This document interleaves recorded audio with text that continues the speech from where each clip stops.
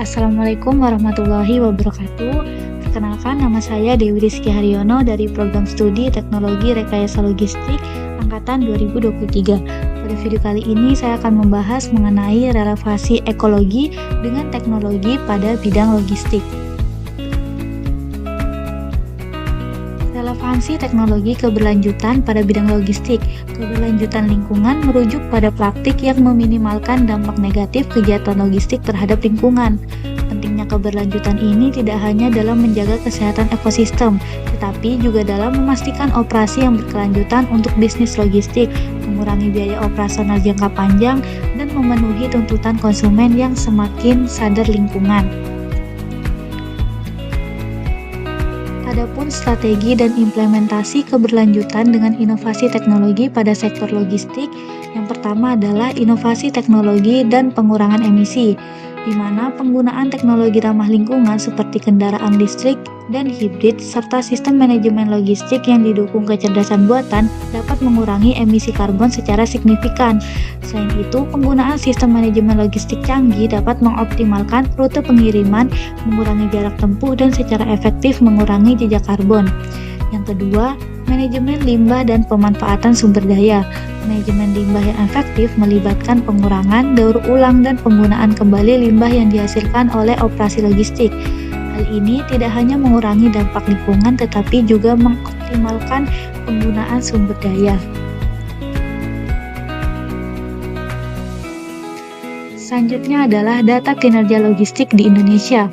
Berdasarkan data terbaru dari World Bank, kinerja logistik Indonesia mengalami penurunan peringkat dalam Logistic Performance Index atau LPI 2823. Pada tahun 2018, Indonesia berada di peringkat 46, namun pada tahun 2023 peringkatnya turun menjadi 63 dengan skor 3,8. Penurunan ini diakibatkan karena disrupsi rantai pasok akibat pandemi COVID-19. Kasus ini mempengaruhi timelapse atau ketepatan waktu yang turun dari skor 3,1 menjadi 3,3 serta aspek tracking dan tracing dan pengiriman internasional.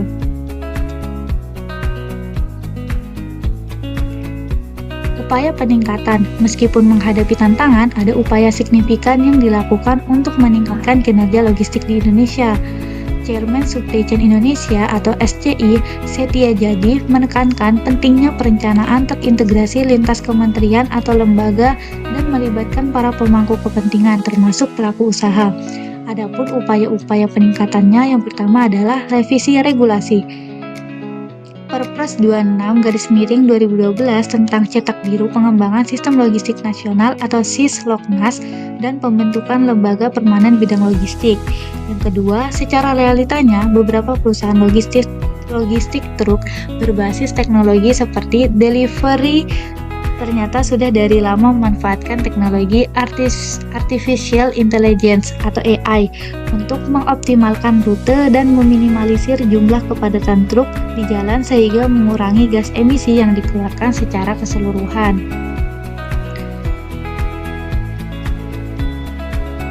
Untuk proyeksi dan tren masa depan, diperkirakan bahwa penggunaan teknologi seperti kendaraan listrik dan aplikasi AI dalam manajemen logistik akan terus berkembang. Ini akan disertai dengan upaya yang lebih besar dalam pengelolaan limbah dan efisiensi sumber daya. Kolaborasi antar industri untuk berbagai praktik terbaik dan teknologi juga akan menjadi kunci dalam mendorong inovasi berkelanjutan. Bagaimana peran pemerintah dan kebijakan pendukung? Pemerintah memegang peran penting dalam mendorong keberlanjutan industri logistik melalui kebijakan dan insentif. Ini termasuk insentif pajak untuk inisiatif ramah lingkungan, peraturan yang lebih ketat tentang emisi, dan investasi dalam infrastruktur yang mendukung mobilitas hijau. Dengan kebijakan yang tepat, pemerintah dapat memfasilitasi transisi industri logistik ke operasi yang lebih hijau dan berkelanjutan. Kesimpulannya, industri logistik Indonesia berada di persimpangan antara pertumbuhan dan keberlanjutan.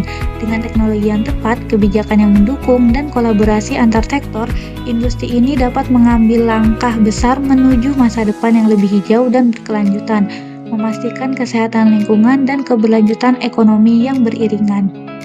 Sekian video dari saya. Terima kasih.